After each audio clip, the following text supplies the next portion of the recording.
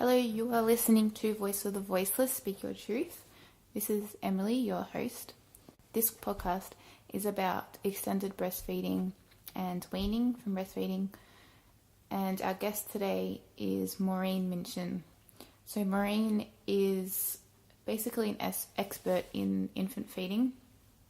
She's a medical historian and health educator. So ever since she had her children in the 1970s, she's dedicated her life to provide advice and support to families experiencing allergies in relation to infant feeding, and also to improve the education of health professionals in this area. She's been involved in global efforts to promote evidence-based infant feeding for decades. She's a consultant for the World Health Organization and the United Nations Children's Fund. And she's also a founding member of the World Alliance for Breastfeeding Action Research Task Force. Maureen has written a few books too, which she'll probably mention during this podcast. So the first one is Milk Matters, Infant Feeding and Immune Disorder. And the second one is Food for Thought, A Parent's Guide to Food Intolerance and Breastfeeding Matters. So in this podcast, we talk about the World Health Organization recommended age for weaning from breastfeeding, talk about what's involved in weaning from breastfeeding and what a mother should expect. We talk about the introduction of solids and food other than breast milk, and what age that should be for breastfeeding compared to formula feeding, what those recommendations are. So in this podcast, we recorded this over Zoom, just to give you some context. So I will put the recording on now. I hope you enjoy, and if you have any feedback or comments, please let me know.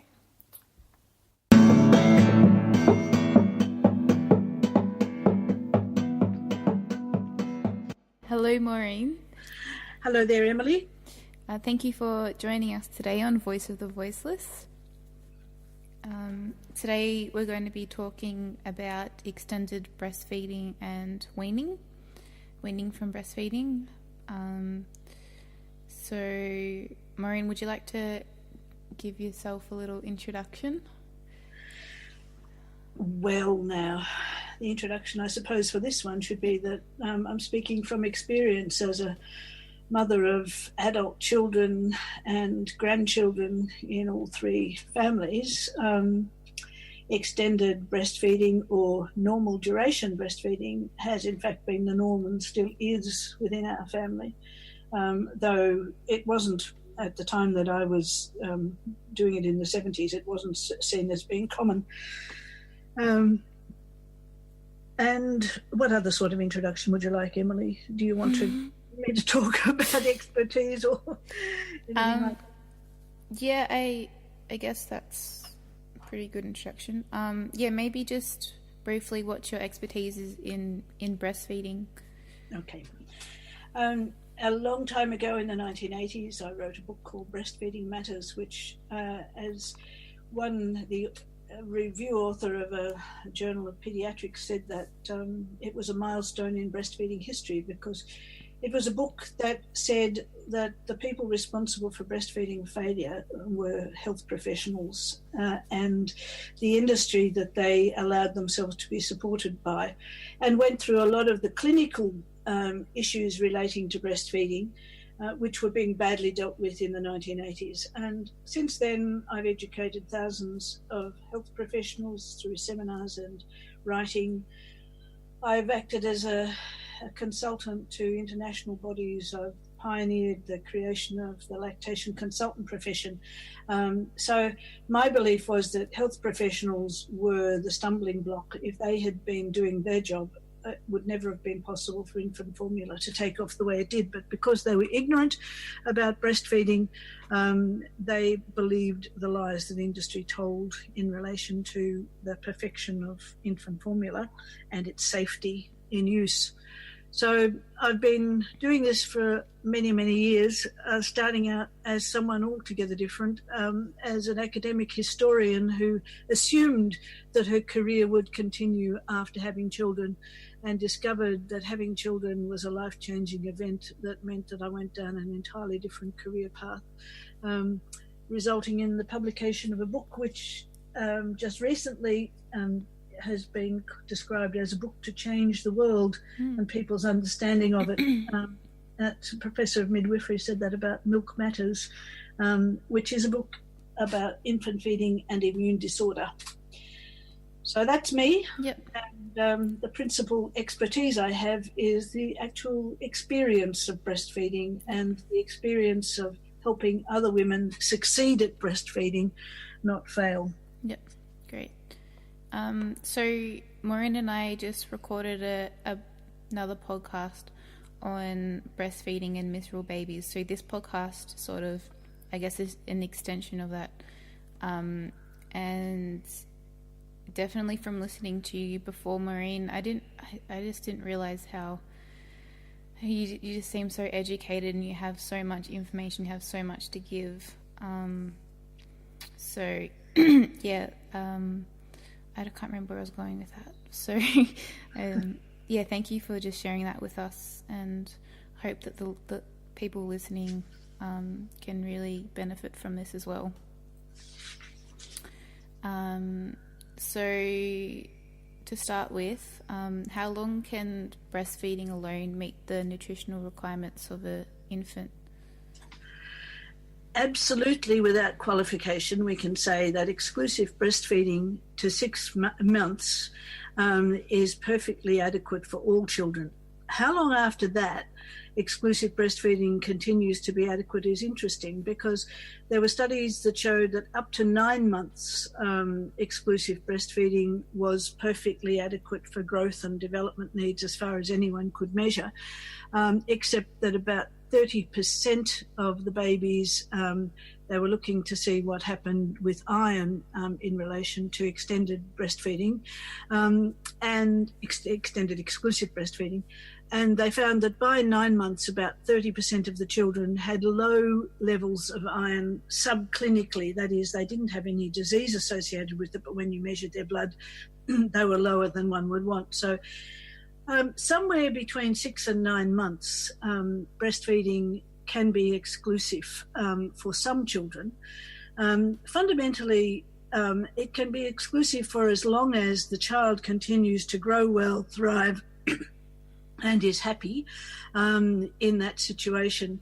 But it is also important to start introducing other foods before 11 months or before 12 months even, for children, in order to avoid increasing the risk of allergy. So after 6 months, people need to start introducing foods. In some cases, the baby will be ready to try other foods a little bit before 6 months, and that doesn't matter either. But if you're asking how long can they go, certainly they can go to 6 months exclusively breastfeeding. Some babies will go longer. A small minority of babies will continue to thrive and grow much longer than that. And when I look back historically, it's interesting. The recommendation around the turn of the 20th century was exclusive breastfeeding to about 9 months, with just tastes being offered between 6 and 9 months, which wasn't really, much in the way of calorie intake, but just it was called educational diet. And right up until the 1970s, that was in fact the recommendation for breastfed babies. Introduce other things as tastes, just to get them used to different tastes and textures after 6 months. But right around about 1980, it was changed to 4 to 6 months. And it's interesting, the reason for that, 4 to 6 months, was stated quite clearly by the chair of the committee of the American Academy of Pediatrics. Committee wrote a statement about introducing foods to other children and said 4 to 6 months seems reasonable on present evidence.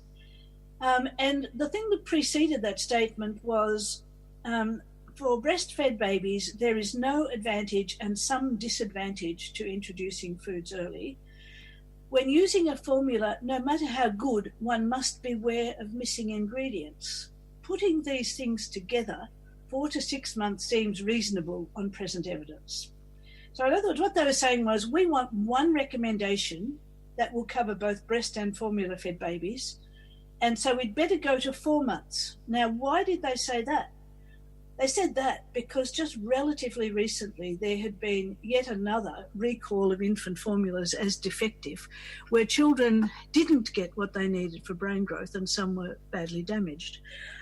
So they were worried, given that it was America, about formula. They had very low breastfeeding rates in America at that stage. So they came up with a recommendation that said, everybody should have solids at 4 months. That's the actual basis of the 4 months recommendation. It has nothing to do with allergy or with breastfeeding. It has everything to do with the risk of formula feeding, because formula as a sole diet breaks all of the rules of dietary safety, which are variety and moderation of intake. And so we've had this 4 to 6 months being pushed at us. The World Health Organization then did the study that found 6 months was actually best both for mother and baby. And we still have conflict between people about this issue, but fundamentally it's been resolved, as far as the science is concerned, at least 6 months and probably longer for some breastfed babies without any problems at all. Yep. And you mentioned how iron levels can decrease in breastfed babies after 6 months. What about other nutrients like vitamin D? I'll come to that, but perhaps I should say for iron, if we really were concerned about iron in babies, iron deficiency in babies, we would stop the immediate clamping of cords and the harvesting of cord blood for cord blood banks. We would allow the blood to go into the baby, and we would then be looking at a situation in which there wasn't really any risk of iron deficiency for exclusively breastfed children. It's very clear that that's the big cause of it. So allow your cord to pulse a while.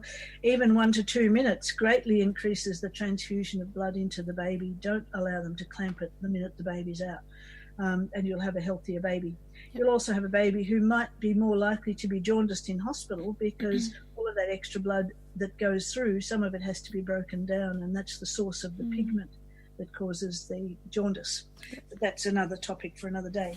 Yep. To come to vitamin D, vitamin D is low in some women, not because they aren't eating enough vitamin D containing foods or whatever, but because they don't get enough sunlight. We have an awful lot of women who never have daylight exposure. There are some who are at greater risk for vitamin D levels being low. That's those with dark skin who naturally absorb less, because vitamin D in excess is toxic. And so when you live in a place where your skin is exposed to a lot of sun, you have dark skin to protect you from developing too much of it, and to reduce your risks of burning, sunburns and so forth.